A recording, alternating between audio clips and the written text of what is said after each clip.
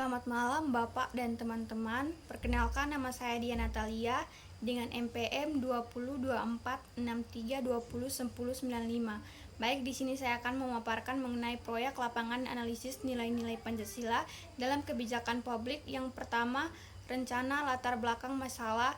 Pemerintahan daerah memiliki tanggung jawab untuk menciptakan keteraturan kota serta memberikan ruang yang layak bagi seluruh warga untuk mencari nafkah, namun seringkali upaya penataan kota bertabrakan dengan kepentingan ekonomi masyarakat kecil seperti pedagang kaki lima atau PKL. Salah satu contoh nyata adalah kebijakan relokasi PKL di kota X yang dilakukan dengan tujuan untuk memperindah tata kota dan mengurangi kemacetan.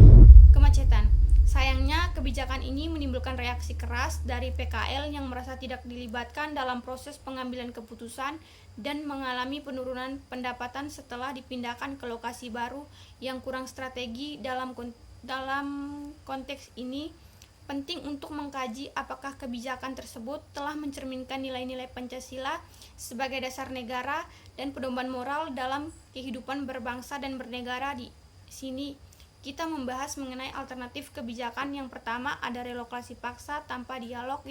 Yang kedua, ada penataan influksi dengan lokasi strategi dan musyawarah bersama PKL. Dan yang ketiga, ada pemberdayaan PKL di lokasi lama, memulai pelatihan dan penataan zona dagang. Alternatif terbaik kedua dipilih karena paling mencerminkan nilai-nilai Pancasila, terutama keadilan sosial, kemanusiaan, dan musyawarah. Rencana aksi menganalisis dokumen kebijakan pemerintah daerah, observasi lokasi, relokasi, dan wawancara dengan PKL serta pejabat terkait, mengevaluasi sejauh mana setiap sila Pancasila tercermin dalam kebijakan tersebut. Menyusun rekomendasi kebijakan berbasis nilai Pancasila.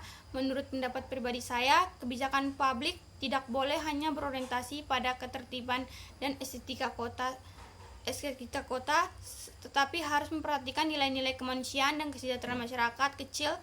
Pancasila seharusnya menjadi landasan moral dalam merumuskan kebijakan, bukan sekedar simbolis formalitas. Dalam kasus relokasi PKL ini, saya merasa pemerintah seharusnya mengedepankan pendekatan dialog dan gotong royong, bukan kekuasaan sepihak. Apabila nilai-nilai Pancasila benar-benar dijalankan, maka kebijakan yang dihasilkan pasti akan lebih adil, manusiawi, dan bisa diterima oleh semua pihak.